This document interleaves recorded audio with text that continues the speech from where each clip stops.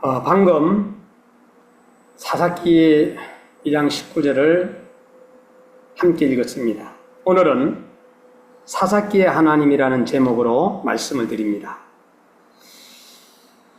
강복 80주년 우리 대한민국의 그 행사가 그저께 있었죠. 이스라엘과 대한민국은 거의 비슷한 역사의 흐름이 있는 걸 볼 수가 있습니다.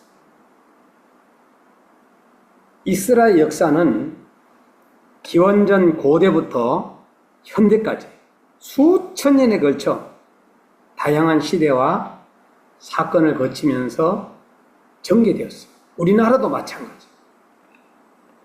이스라엘의 고대와 성서시대에 보게 되면은 기원전 17세기에 기원전 6세기까지 이 조상시대를 아브라함, 이삭, 야곱의 시대로 히브리 민족이 시작이 돼요.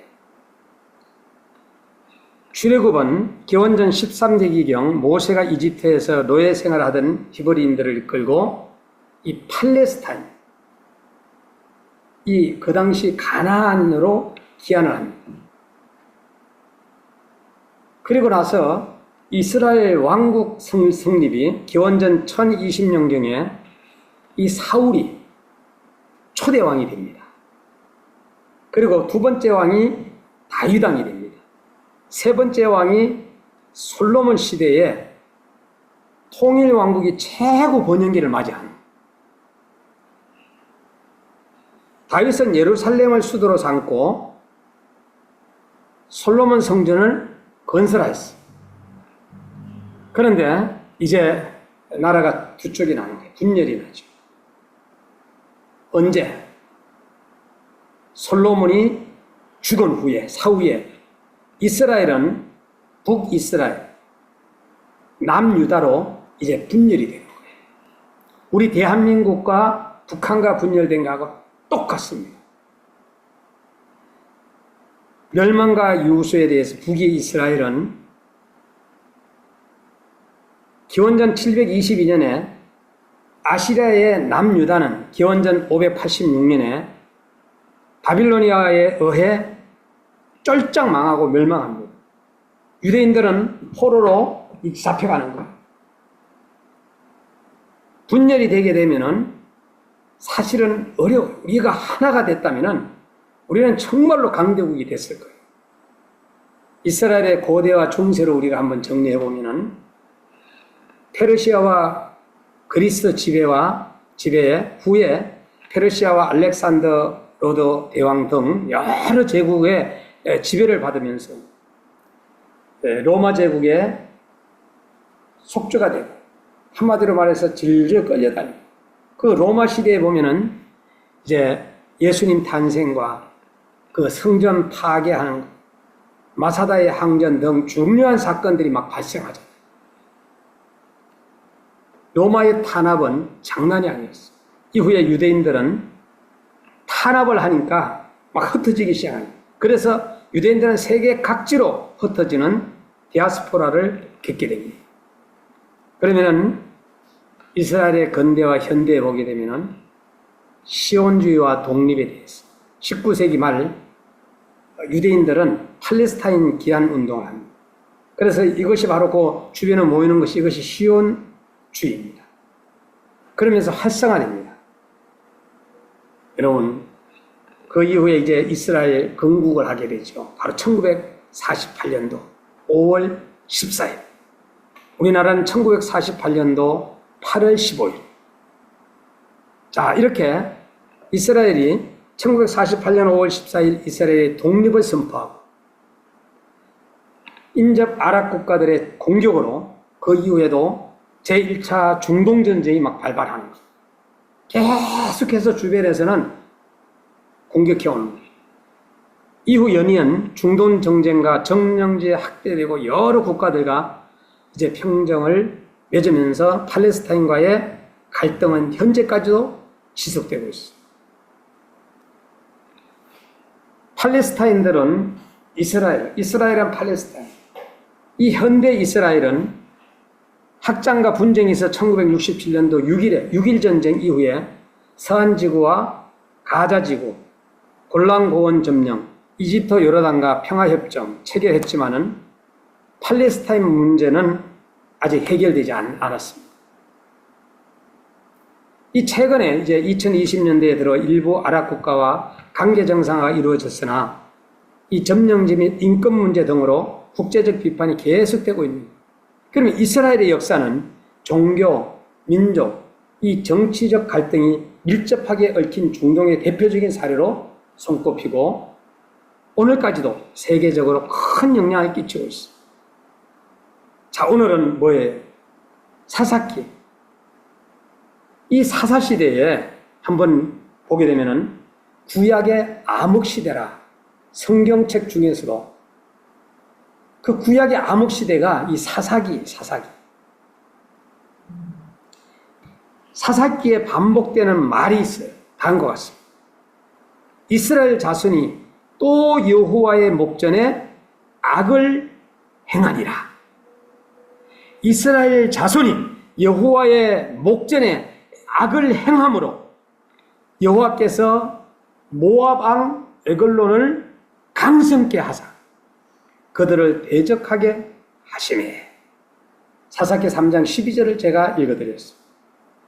이스라엘 자손이 여호와께서 또 이제 부르짖으매 여호와께서 그들을 위한 구원자를 세우셨으니. 사사기 3장 15절. 구원자가 계속 시대마다 세워지는데 사사 13명이나 세워집니다. 여호와께서 또 목전에서 악을 행함으로 해가지고 여러분 한번 성경을 한번 잠깐 보십시다. 성경을 보게 되면은 사사기에 3장 12절 말씀을 여러분 한번 봐주시기 바랍니다. 이스라엘 자손이 또 여호와의 목전에 악을 행하니라 나오죠. 또 이게 계속 반복되는 거예요. 자, 4장 1절에 에훗의 죽은 후에 이스라엘 자손이 또 여호와의 목전에 악을 행하니. 여러분 6장 한번 1절을 보시기 바랍니다. 이스라엘 자손이 또 여호와의 목전에 악을 행하였습니다. 이때는 이제 기도원이 나타나죠. 10장으로 또 넘어가요. 10장으로. 껑충 뛰어서 10장으로 넘어가가지고. 자, 6절 말씀을 보시기 바랍니다. 이스라엘 자손이 다시 여호와의 목전에 악을 행하여. 13장으로 한번 넘어갈까요? 1절.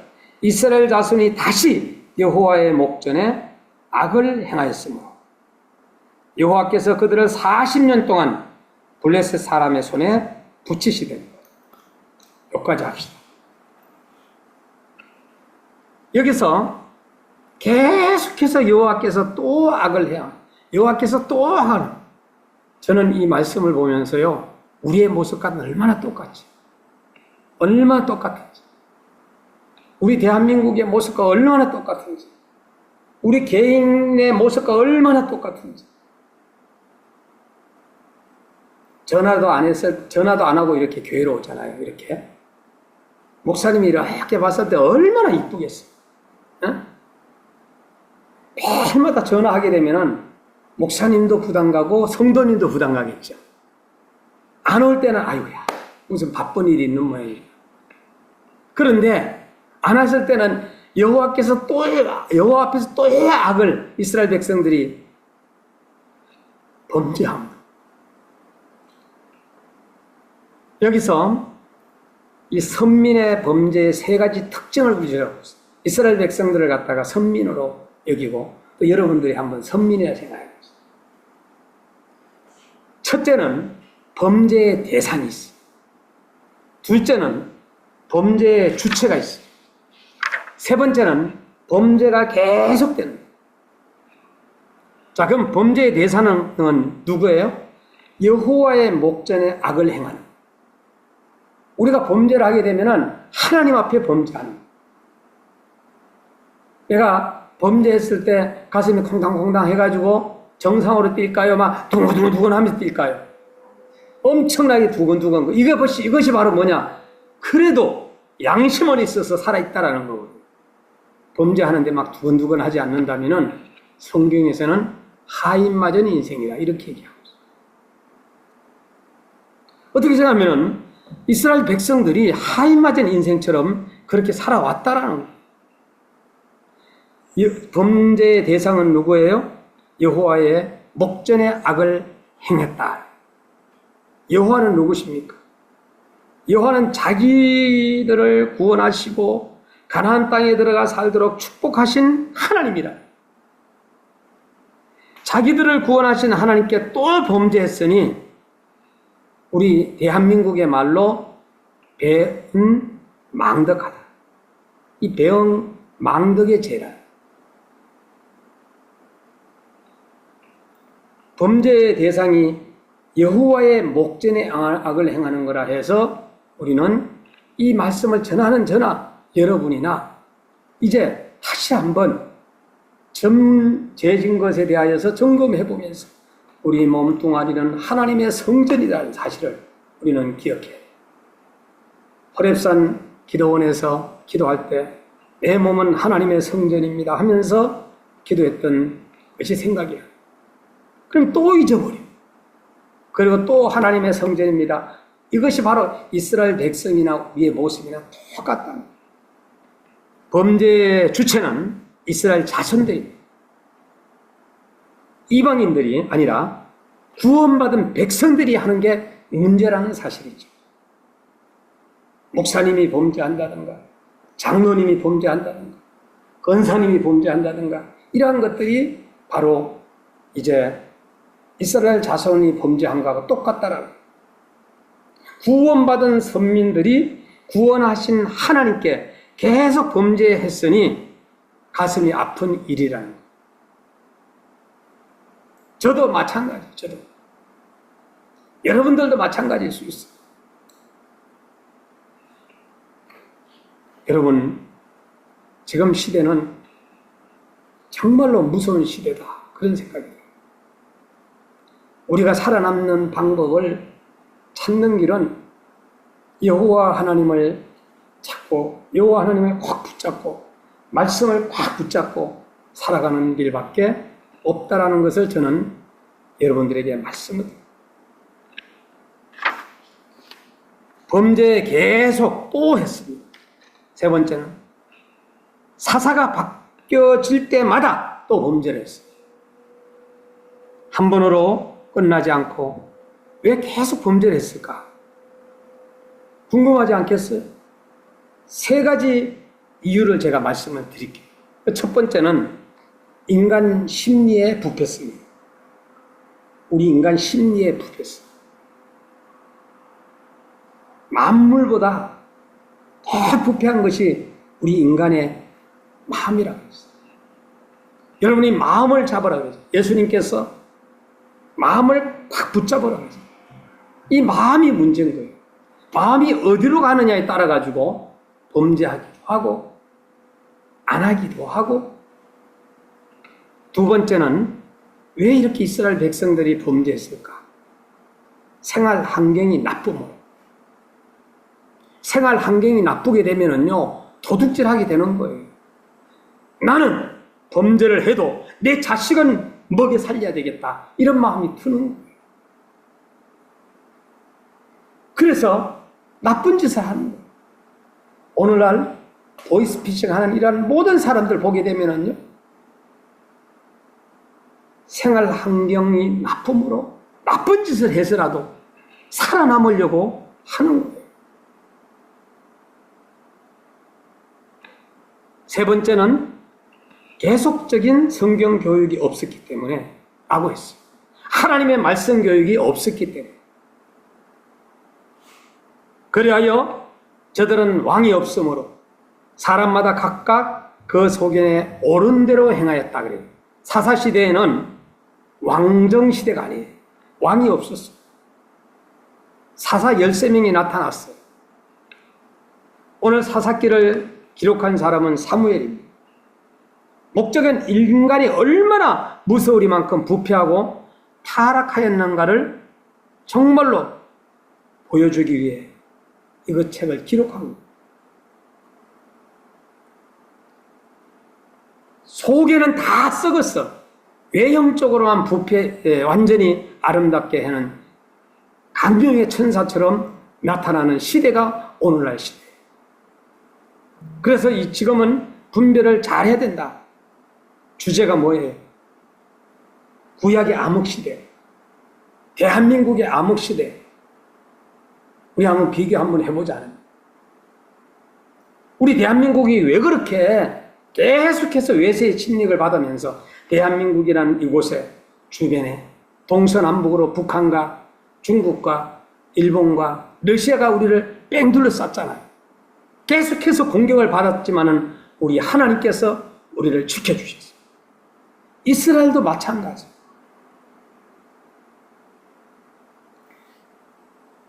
구약의 암흑시대는 주전 1370년에서 1070년도에 일어난 사건인데, 계율을 쭉 보게 되면은 1장에서 2장까지는 사사시대의 그 사사기에 보면 실패와 심판이었어요. 이제 사사들이 막 활동하는 시대가 있었죠. 그게 바로 3장에서 16장까지 사사들이 막 활동합니다.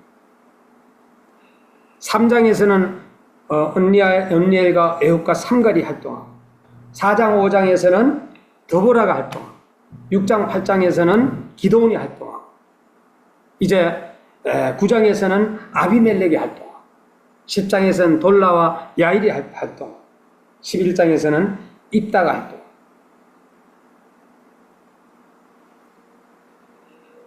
오늘 본문 사사기 2장 14절에서 19절을 보게 되면은 14절에 여호와께서 이스라엘에게 진노하사 그랬어요. 이 진노가 가정에서도 별도로 다시 한번 정리하면, 보이스피싱 하는 아이들 있으면 벌 받아야 돼, 안 받아야 돼? 똑같아요, 똑같아. 예? 음주운전이 얼마나 무서운가 하면은, 자기 혼자 죽는 것은 괜찮아요. 술을 먹고 다른 멀쩡한 사람을 죽이니까 무서운 거예요. 그래서 우리나라는 어떻게 해요? 음주운전에 대하여서 쉽게 다루는 거예요. 여호와께서 이스라엘에게 진노하사 그들이 어디를 가든지 여호와의 손이 그들에게 재앙을 내리시네. 나쁜 짓 하고 사람들 한 17명은 죽인 놈, 그걸 죽이고 나서 자기 스스로 예를 들어 자살한다 그러면은 착한 사람이에요, 나쁜 사람이에요? 그 자식들은 어떻게 되느냐 하는 얘기예요. 어디를 가든지 여호와의 손에 그들에게 재앙을 내리시. 그 나쁜 사람에게는 보이스피싱하고 나쁜 사람 하는 사람들 잘 들으시기 바랍니다. 예를 들어서 재앙이 여러분으로 끝나지 않는다는 얘기예요. 우리가 다 그런 거 손을 띄어야 돼. 그냥 되는 게 한 개도 없어. 하나님께서 탁 한 사람. 여호와께서 이제 사사를 세우사 여호와께서 그들을 위하여 사사를 세우실 때에, 자, 이렇게 해가지고 사와 사사를 세우는 성경 구절이 이 장에 쭉 나와. 80년도에 전두환 대통령이 기독교를 말살하려고 했어요. 그래서 신학교를 없애버리려고 했어요. 그런 정책을 펼쳤는데 성공했을까요? 성공 안 했을까요? 성공 못했어요. 기독교를, 신학교를 없애버리면 목회자들이 안 나오잖아요. 그래서 그걸 다 하려고 했는데 80년대 그때에 기독교가 들고 일어난 거야. 교회는 건드려서 안 되겠구나 하고 두 손을 들었던 사건이에요. 그런데 요번에 석방된 놈이 기독교를 없애겠다라는 거예요. 응? 자, 그러면은 교회가 뭉쳐질까 안 뭉쳐질까? 뭉쳐지게 돼요. 지금은 막 이렇게 잔잔하잖아요. 여러분, 3.1절도요, 기독교가 시작합니다. 그 33인 중에서 16명이 기독교인이었어요. 기독교의 목회자들은 잠잠하고 있을 때, 잠잠하고 떠드는 거는요, 이거 겁이 없는 거예요. 막 떠드는 사람들 있잖아요, 목사들. 이것보다 더 무서운 게 잠잠하고 있을 때예요. 그런데 실질적으로 건드렸다. 그럴 때는 그들이 다 일어나. 목숨 걸고 일어나. 기독교를 가장 싫어하는 당이 있다면 공산당. 6.25 전쟁 때 기독교인들을 갖다가 어떻게 했느냐. 지하실 같으면 거기에다가 그냥 부질러 버리고 죽이는 사건. 곳곳에 잔인한 사건들이 많이 일어났었어요. 어떻게 하면 이스라엘 백성들을 우리가 한번 보는 거하고 똑같아요.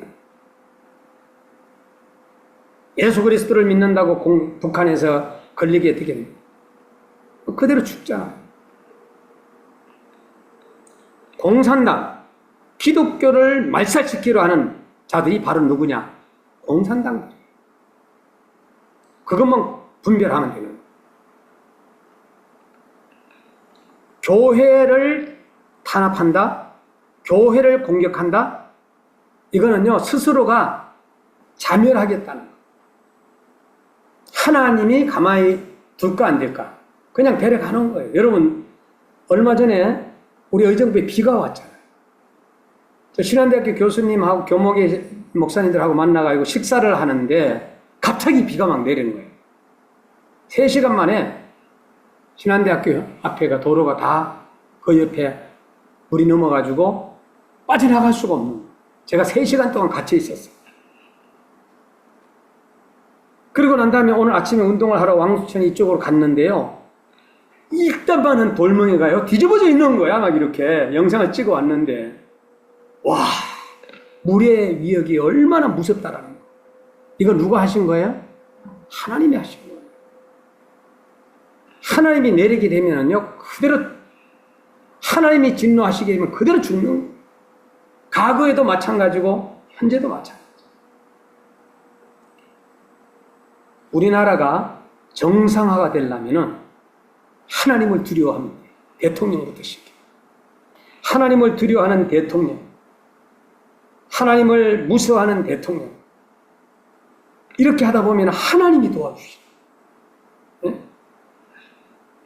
하나님을 무서워하고 두려워하는 국무, 총리, 하나님을 무서워하고 두려워하는 국회의원.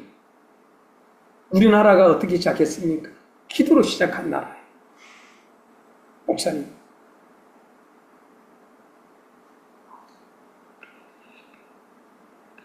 여호와께서 이스라엘 백성들이 악을 행함으로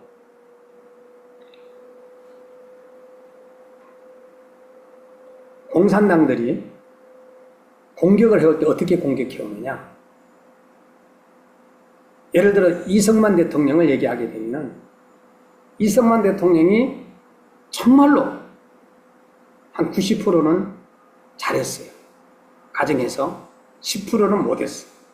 그 10%를 가지고 공격합니다.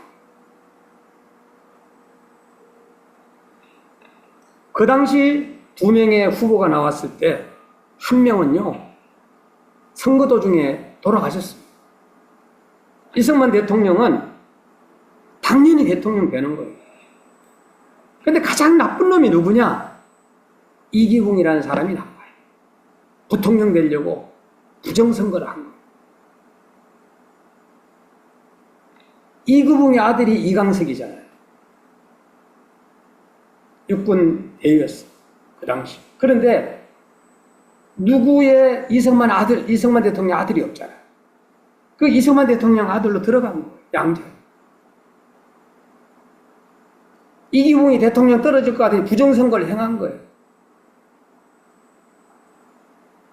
그래서 4.19가 터져버렸잖아요. 학생운동.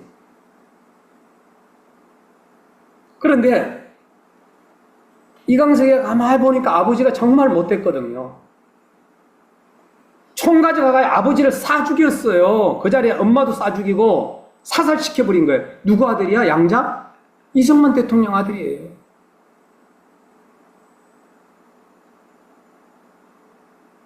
그러다 보니까 아버지 엄마 쏴 죽이고 자기도 죽은 거야. 자살한 거야.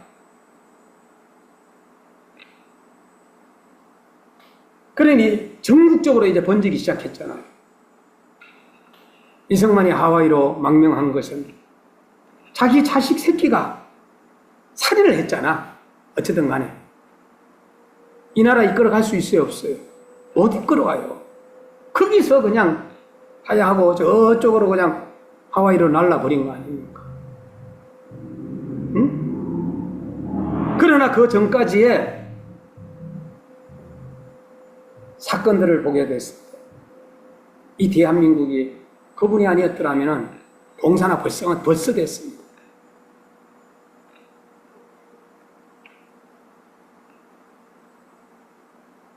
사사기 하나님은 어떤 하나님입니까? 징계하시는 하나님, 구원하시는 하나님, 시험하시는 하나님. 첫째는 징계하시는 하나님. 하나님의 징계는 특별히 자기 백성들에게 나쁜 짓 하는 사람에게 징계 잘 안 합니다. 하나님 냅둬버려요. 그냥 마귀 새끼니까. 정말로 하나님의 자녀들에게 아프게 하든지 재산을 다 끌어오든지 자식을 아프게 하든지 해가지고라도 예수님은 그를 품에 안고 싶은 거예요. 좋아요, 나빠요? 좋은 거예요. 근데 우리가 깨닫지를 못하는 거예요. 자기의 잘못을 한 것을 모르고 하나님을 원망해.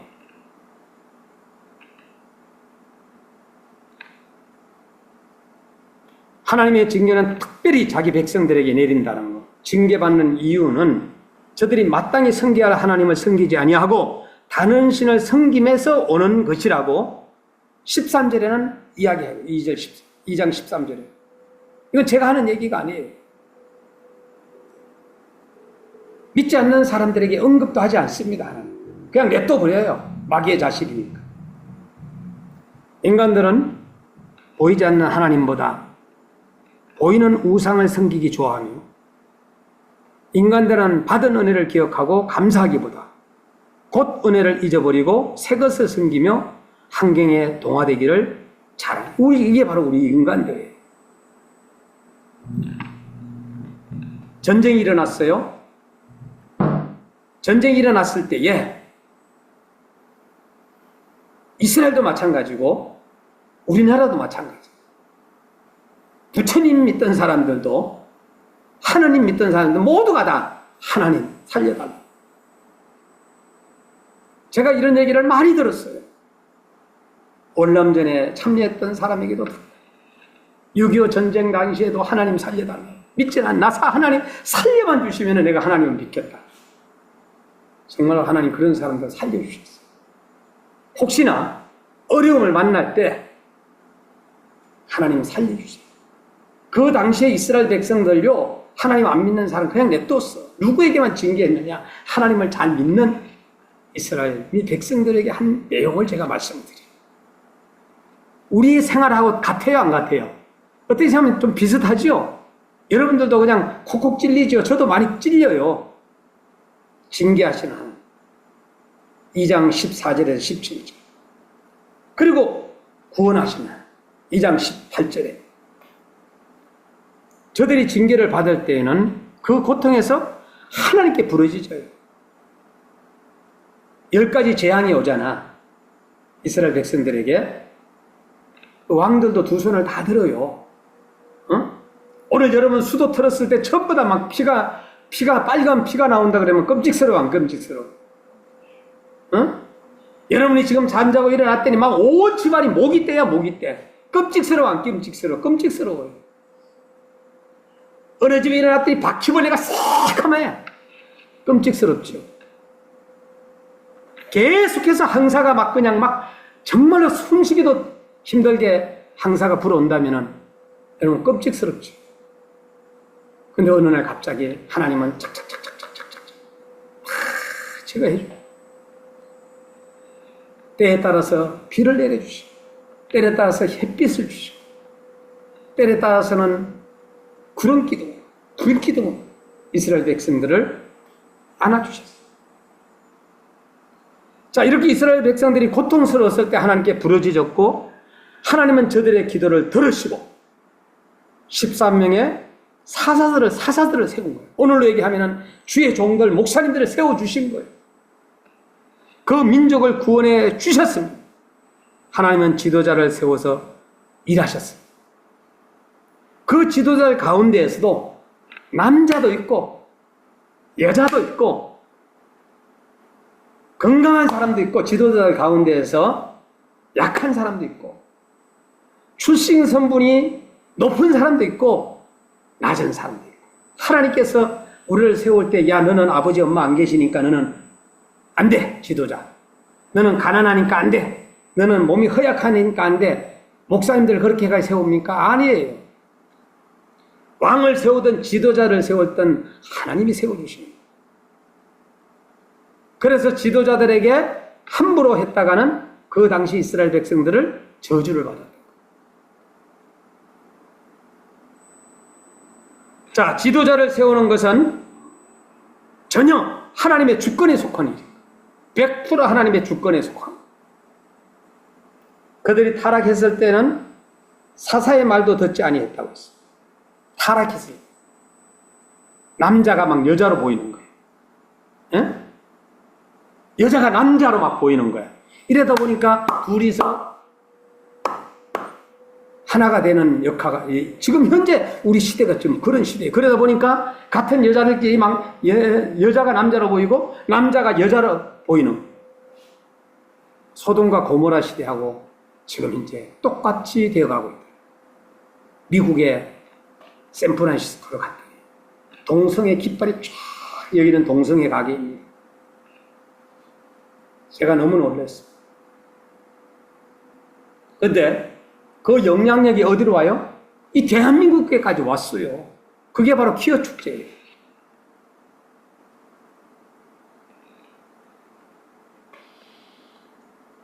자, 지도자를 세우는 것은 하나님이 세워주시는 거예요. 그들이 타락했을 때는 사사의 말도 듣지 않았다. 여러분들 교회 다니다가 막 타락하는 사람이 있잖아요. 목사님 말도 듣지 않고 막 지멋대로 가잖아요. 똑같습니다. 야, 여기밖에 없나? 이 다른 교회에 얼마든지 많이 있는데 장로 안수를 받고도 지멋대로 가. 권사 안수 받고도 지멋대로 다녀요. 하나님이 축복해 주시는 것 같지만은 축복해 주죠. 하나님은 그 교회에 장로로 목사로 세워주신 거예요. 아마 이 말씀을 듣는 사람들은 또 돌멩이 가지고 저한테 달려올 수 있겠지만은 얼마든지 오시면 제가 설명을 해드릴게요. 그 장로가 떠남으로 인해서 그 교회가 풍지박살이 나게, 그 권사가 떠남으로 인해서 조용히 떠나면 괜찮은데 그 교회가 어려움을 만나게 된다면 하나님이 기뻐할까 안 기뻐할까? 안 기뻐할까?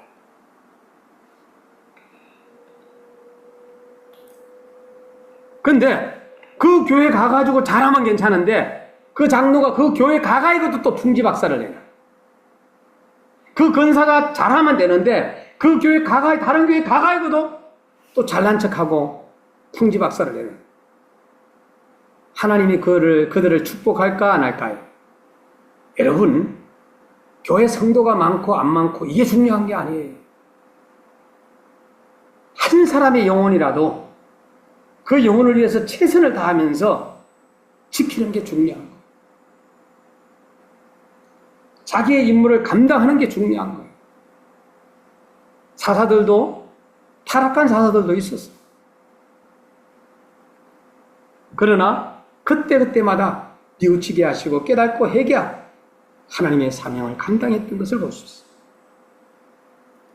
오늘 우리는 하나님이 세우신 지도자들에게 순종해야 돼요. 대들어가지고 머리로 박아버려야 돼요. 예? 자, 머리로 박는 거는 뭐가? 자, 양이 박아요? 염소가 박아요? 염소도 박고 소도 박아요? 예.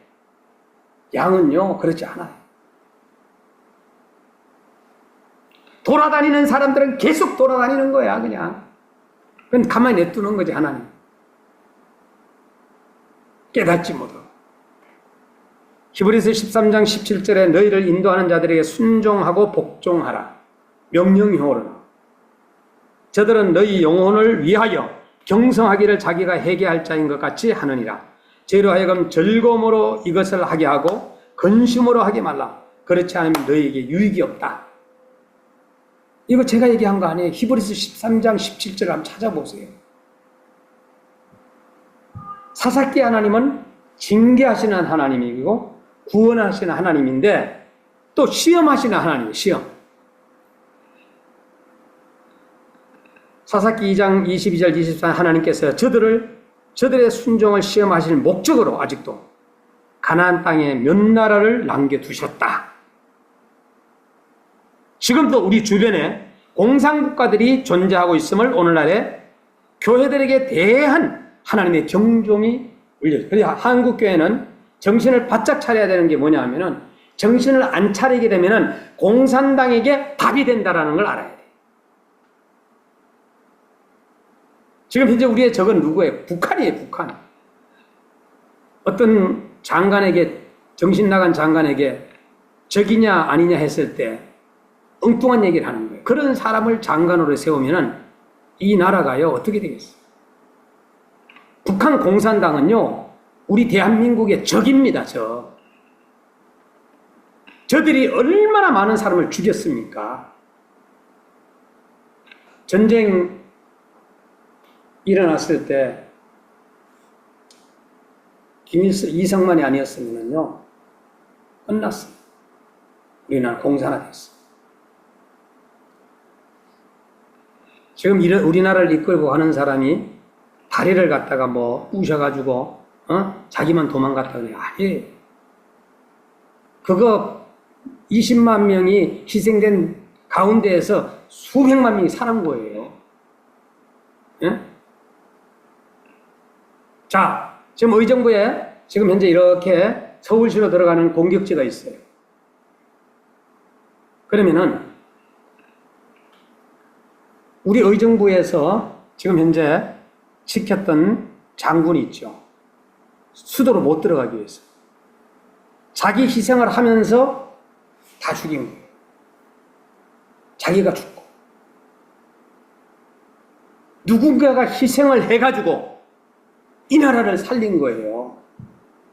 응? 하나님께서 공산당을 지금 주고 공산당 같은 놈들이 많은 분들이 지금 현재 대한민국의 뿌리가 심어져 있는데 이거는 경종을 주기 위한 거예요. 대한민국의 교회에. 예수 믿는 사람들 정신을 차리라고. 전쟁이 일어나면은 먼저 예수 믿는 사람들, 목사들, 장로들 먼저 죽어요. 예? 교회를 먼저 공격합니다. 그래서 우리는 하나님 앞에 기도해야 되는 거예요. 하나님이 지금까지 우리를 살려주신 거예요. 예?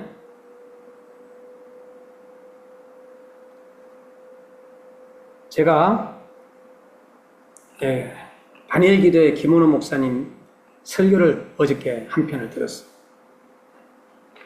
건강보험공단의 우울증 진료 현황이 나왔는데 우리 대한민국에 18년도엔 75만 2,976명, 19년도에는 79만 9,011명이 우울증 환자예요. 20년도에는 83만 2,378명, 21년도에는 92만 5,298명, 22년도에는 100만 명이 넘었어요. 여러분, 남성이 우울증 환자가 32만 6,189명, 여성이 67만 4,555명, 22년도에. 이 내용을 잠깐 들으면서 우리나라 목회자 사모님들이 60%가 우울증에 걸려있더라. 60%. 그래서 오늘 집에 가가지고 우리 아내도 우울증 환자인가 우울증 테스트를 한번 해봐야 되겠다. 응? 여러분, 우리 인간은요, 이스라엘 백성들이 사사시대에 그들이 굉장히 두려워했어요. 그래서 나중에는 그 왕정시대가 오잖아요. 왕을 세워달라고. 왜 두려움을 품지 말아야 하는가? 우리가 두려움을 왜 품지 말아야 하는가를 6가지로 제가 말씀드려요. 첫 번째, 가정과 인격을 파괴한다. 두 번째는 심신을 쇠약하게 만든다. 세 번째는 하나님이 내게 주신 것들을 보지 못하게 만든다. 우울증 환자들. 네 번째는 하늘의 문을 닫게 만들고 신앙의 전진을 가로막는다는 우울증. 다섯 번째는 사탄에게 나를 공격할 수 있는 기회를 갖게 만든다. 여섯 번째는 영적 전쟁을 치를 수 없다. 우울증 환자가 어떻게 영적 전쟁을 치고 밥이 되는 거죠. 이 우울증 환자들이 100만 명이라고 했을 때 의정부 시민이 50만 명으로 예상합시다. 의정부 시가 2개야.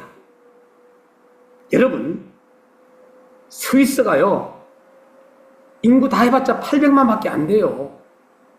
응? 서울시밖에 안 돼. 그런데도 행복한 나라예요. 집집마다 꽃들이 다 씻겨져 있고.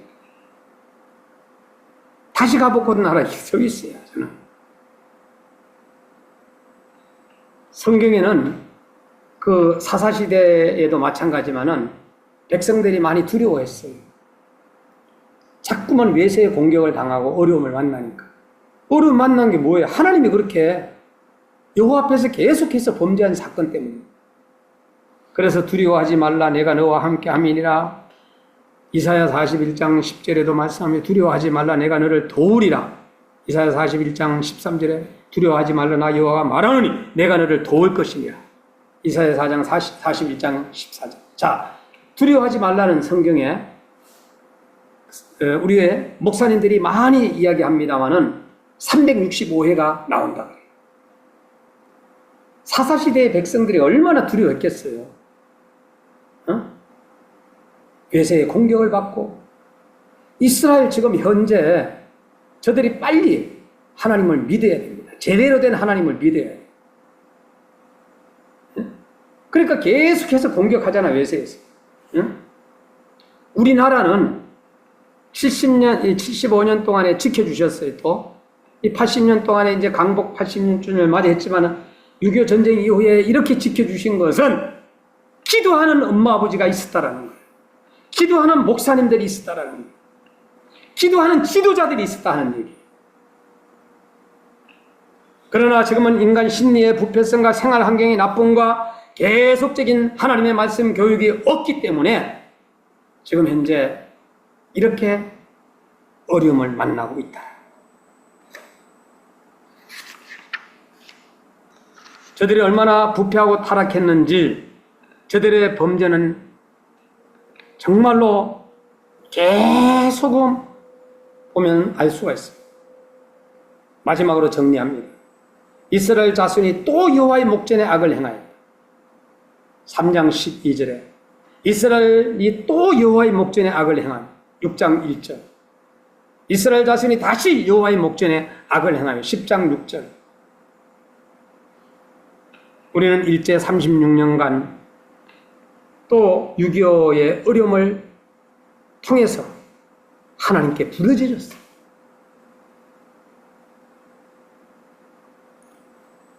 그리고 기적을 체험했어요.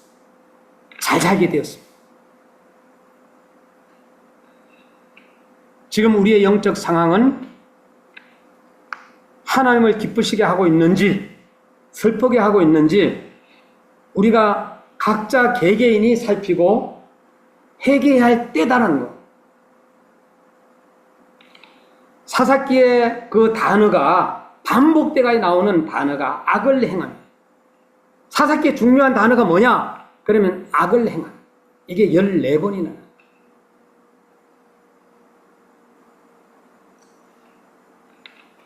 사사기가 긴장이 아니에요.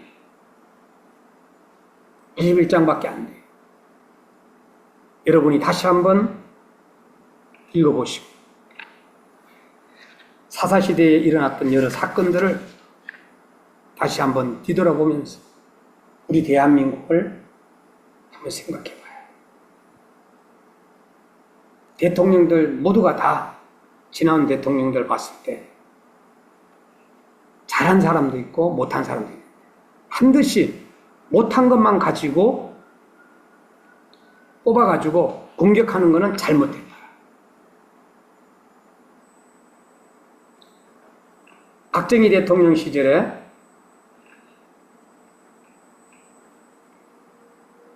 저는 그 새마을운동이라는 게 있었어요. 새마을운동. 그때에 젊은 시절에 저는 페인트 이렇게 지붕 위에 파란색, 빨간색 다 있는 이런 적이 있었어요. 그래서 페인트 회사에 제가 한 2년을 다녔는데 지붕에 올라가가지고 페인트 칠하는 거 있죠. 그걸 했습니다. 외삼촌 양계장에 있을 때는 하루에 700원을 줬어요. 하루에 노동임금이 700원. 한 달이면 얼마야? 21,000원이었어요. 그리고 밥 먹어주고 700원. 근데 그거 있기 전에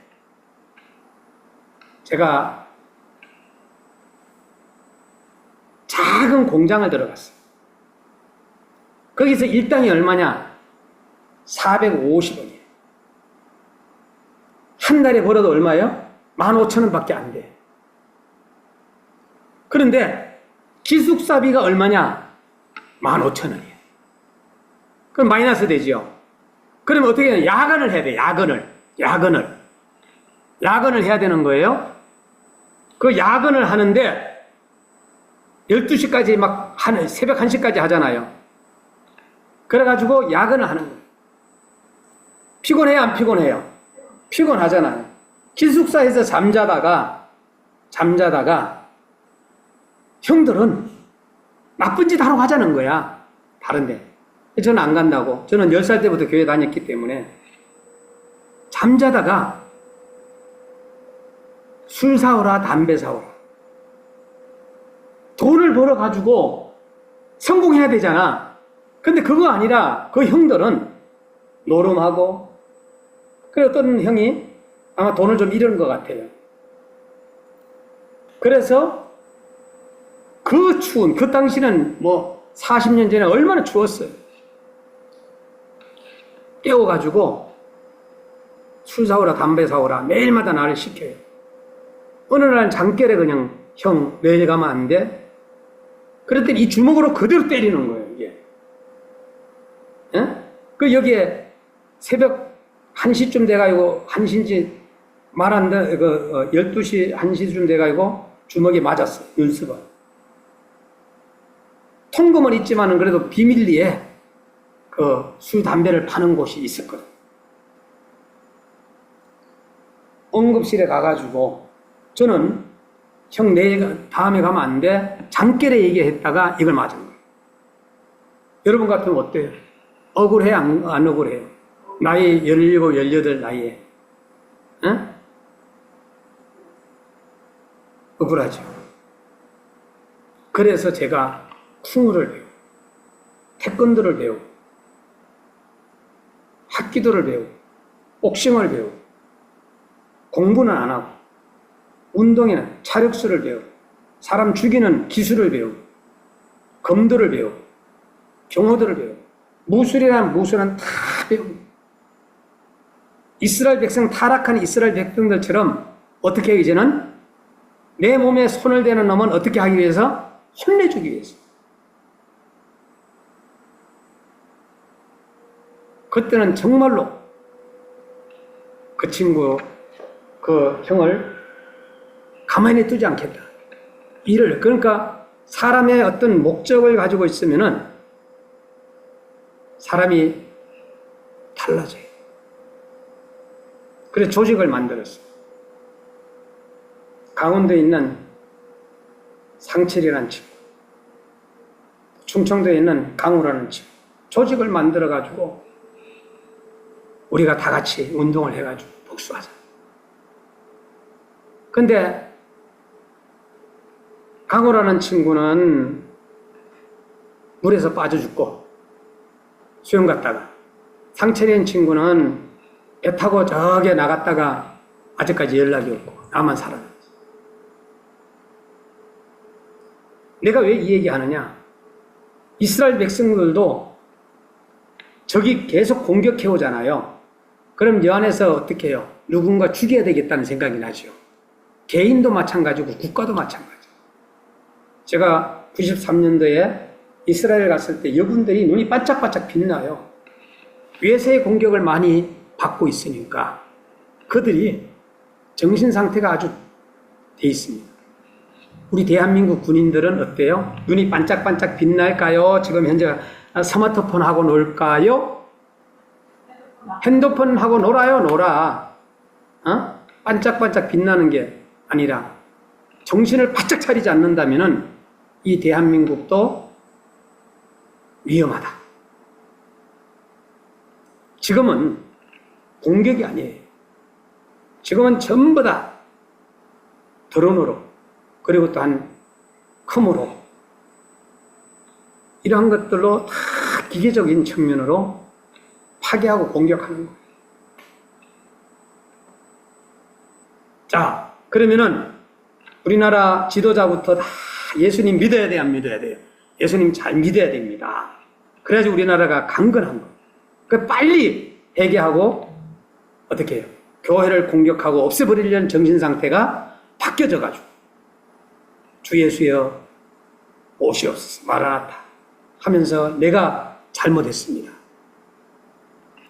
그 인간이 산다 할지라도 20년밖에 못 사. 20년 뒤에는 30년 90이야. 악을 가지고 있는. 그러니까 정말로 탤런트 같은 국회의원이 국회 들어가게 되면 악한 사람이 돼버리고 악인이 돼가지고 막 그냥 누군가를 잡아먹을 것처럼 변해버리는 데가 국회예요, 우리나라. 그러니 무서운 단체가 돼버린 거예요, 지금. 나라를 위해서 정말로 기도해야 돼요. 그리고 또한 가정을 위해서, 가정이 파괴되지 않도록 기도해야 돼요. 또 교회를 위해서 기도해야 돼요. 국가를 이용해가지고 가짜 이혼을 하고, 그리고 또한 국가의 돈을 받아먹고, 그리고 또한 가짜로 장애인 행세를 하면서 국가의 돈을 빼먹는 이러한 사람들도 지금 교회 안에도 있더라. 예? 정신 나간 사람. 어떻게 하면은 국가 돈을, 이 국가 돈을 빼먹는 사람들을 가만히 제가 연구 분석을 해봤더니 공직 생활 했던 사람들이 나와가지고 목회자가 되고 지도자가 되고 그래가지고 이렇게 하면 된다 해가지고 하는 정신 나간 썩은 사람들이 많이 있다. 이 사람들 다 죽었어요, 주변 사람들. 결국 하나님 다 데려가시더라고. 그래서 여러분들이 국가를 살리는 데는 우리가 하나가 돼야 돼요. 이 나라가 없으면은 안 돼요. 외국에 있는 지인들이 하소연을 하는 거예요. 대한민국이 왜 이렇게 됐냐. 응? 정신 나간 사람들이 술을 먹고 운전대를 잡으면은 다른 사람도 위험하고 어떻게 해요? 본인도 위험하죠. 정말로 이제는 회개하고 돌아오는 주의 종들, 지도자들이 많아졌으면 좋겠습니다. 오늘 신봉수 목사를 위해서 기도해 주시고, 또 공격할 사람들은 얼마든지 저를 위해서 공격해도 돼요. 010-3794-6612가 제 전화번호예요. 응?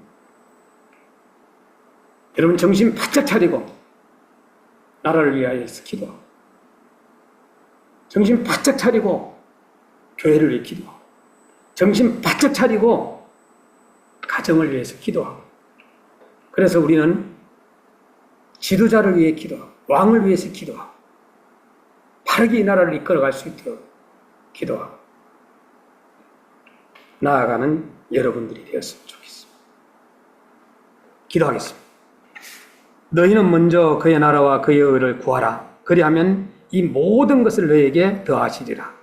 사람이 마음으로 믿어 의에 이르고 입으로 시인하여 구원에 이르느니라. 지금은 우리 주 예수 그리스도의 은혜와 살아계셔서 역사하신 아버지의 그 놀라우신 사랑과 성령님의 내주하심과 교통하신 은혜가 화평과 온유와 절제와 희락의 표를 가지고 1년 동안 살아가는 우리 임마누엘 교회 성도님들 머리 위에 흩어져서 정말로 복음을 전하는 전 세계 선교사님들 머리 위에 이 나라를 이끌어가는 대통령을 위해서 대통령과 모든 국무위원과 그리고 국회의원과 지도자들 머리 위에 그리고 우리 월드미션 위에 지금부터 영원토록 함께 계실지어다. 아멘.